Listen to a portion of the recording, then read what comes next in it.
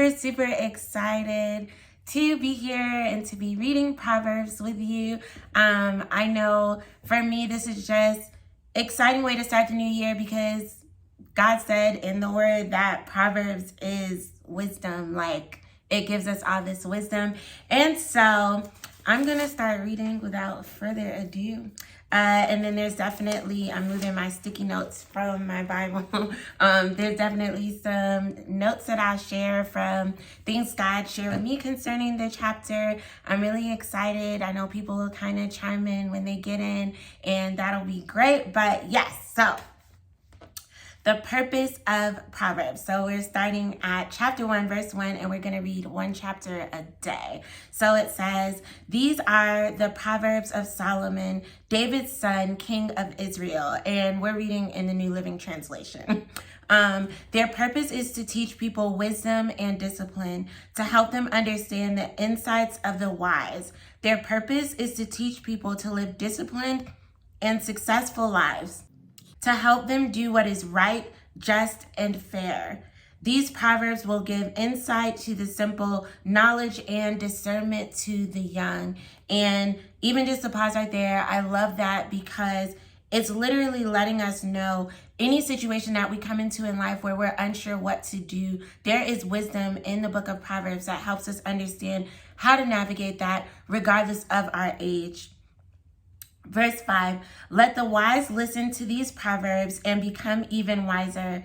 Let those with understanding receive guidance. By exploring the meaning of these proverbs and parables, the words of the wise and their riddles, fear of the Lord is the foundation of true knowledge. And I love how we get to really dive into what fear of the Lord is as we continue to read. But fools despise wisdom and discipline. My child, listen when your father, I'm letting people in.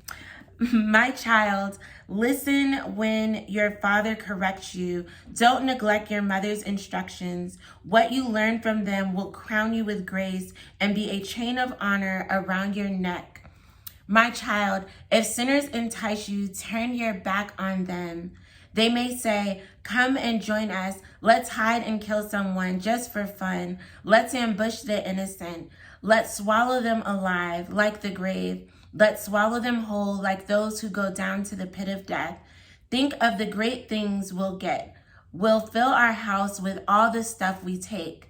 Come, throw in your lots with us. We'll all share the loot. And one of the things that God was just really sharing with me for that was be mindful of who you attach yourself to this year. Be mindful of who you say, I'll do this work with you, or I'll do this deal with you, or let's be connected as friends, associates. Like, it really matters who you choose to connect your life with. My child, don't go along with them. Stay far away from their paths. They rush to commit murder. If a bird sees a trap being set, it knows to stay away. But these people set an ambush for themselves. They are trying to get themselves killed. Such is the fate of all who are greedy for money. It robs them of life. And I just feel like that is so pivotal in this day and stage that we live in. We all know the pressures and the stress that come from trying to just provide for our families, for ourselves every day in life. And that leads to a temptation to focus on money, to be greedy. But God is saying right here, when you focus your life and your attention on money, all you're doing is robbing yourself of the opportunity to truly live a life worth living. So don't be sucked into the way of the world and worrying about these things. Make sure you're keeping your eye on God. Wisdom shouts in the streets. She cries out in the public square. She calls to the crowds along the main street, to those gathered in front of the city gate.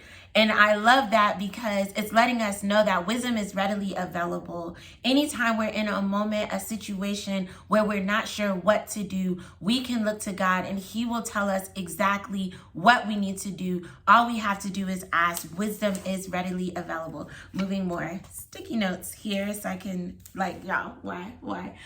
So I can see what I'm reading. How long, you simpletons, will you insist on being simple-minded? How long will you mockers relish your mocking? How long will you fools hate knowledge? Come and listen to my counsel. I'll share my heart with you and make you wise. I called you so often and you wouldn't come. I reached out to you, but you paid no attention. You ignored my advice and rejected the correction I offered.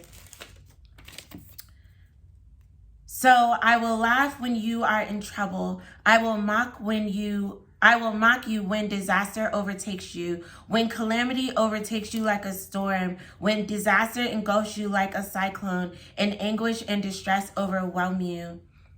When they cry for help, I will not answer. Though they anxiously search for me, they will not find me, for they hated knowledge and chose not to fear the Lord. They rejected my advice and paid no attention when I corrected them. Therefore, they must eat the bitter fruit of, all these sticky notes. Therefore, they must eat the bitter fruit of living their own way, choking on their own schemes. For simpletons turn away from me to death. Fools are destroyed by their own complacency, but all who listen to me will live in peace, untroubled by fear of harm. And so in that whole section, we're really just seeing what happens when you choose not to follow wisdom. And what's also being said is, don't ignore wisdom. Don't ignore what God has made available to you to know how to navigate the challenges of life. And then when you're in the midst of a struggle, you can't figure out how to overcome, then say, you know what? I need wisdom. Don't just think then, oh, okay, everything's gonna poof and go away and suddenly be perfect. Yes, God can make a way of escape, but there are also times where we end up having to sit in the moments and live through some very challenging moments because we chose not to trust and listen to God when He was trying to provide wisdom to us. And so, like I said, I definitely want to share some of the notes. And so one of the things that I wrote is, wisdom is listening to correction from your leaders. It's not joining in with sinners. It's fear of the Lord, and it's listening to the voice of God. And in reference to verse 18, when you make your own plans and plot your own way, you are setting a trap for yourself to fail. When you seek out worldly riches, it robs you of life and the ability to enjoy it. And then some final notes for our reading for today. Looking at, again, verses 1-4, the purpose of Proverbs is to get wisdom and understanding for how to live life disciplined and successfully. So I thought this is an amazing way to start the year. A lot of times in January, people start with New Year's resolutions or things that they want to do to lose weight or whatever, name the thing that they're trying to do. But if you start your year with the book of Proverbs, you're starting with obtaining wisdom from God on how to live a successful life this year. Proverbs allows you to gain knowledge and discernment. It allows you to understand what is just, right, and fair. And so that's so important in a world where we are constantly being given ideas and thoughts about what should we be thinking, what we should be doing, and all the things. Everywhere that you turn, we are being presented with information. You can discern what is just, right, and fair by looking to the word in the book of Proverbs. And again, wisdom is readily available for those who want to receive it. And a confession that I made for myself is the wisdom of God is available to me because I want to receive it. And so I encourage you every day that you wake up, especially this month as we read the book of Proverbs, say to yourself, the wisdom of God is available to me because I want to receive it. Make that declaration known and plan for God to, and look for God to give you the wisdom that you need to navigate every moment, every situation of your life as you proceed this year. So I'm really excited. I have a whole list here that I will be going through as we continue our reading. Not today, but as we continue our reading, and it just covers 27 things that the book of Proverbs promises us when we read the book of Proverbs and adhere to what it says. So I'm super, super excited to share those things with you. And one of the things that we got in chapter 1 was grace. One of the promises that God makes to us when we read the book of Proverbs is we will receive grace. So I'm really excited to be reading this book of Proverbs with you all. Again, if you weren't able to catch the reading today, make sure that you check out the recap on the YouTube channel, and make sure you find me here tomorrow at the exact same time, 1 p.m. South Africa time, 6 a.m. Eastern Standard Time in the U.S. And it's going to be the same exact link that we will be using every day from the 1st to the 31st. And that link is in the link tree in my bios on Instagram as well as TikTok.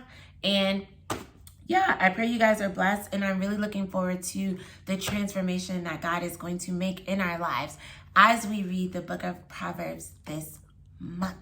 So I love you guys, and I'll talk to you later.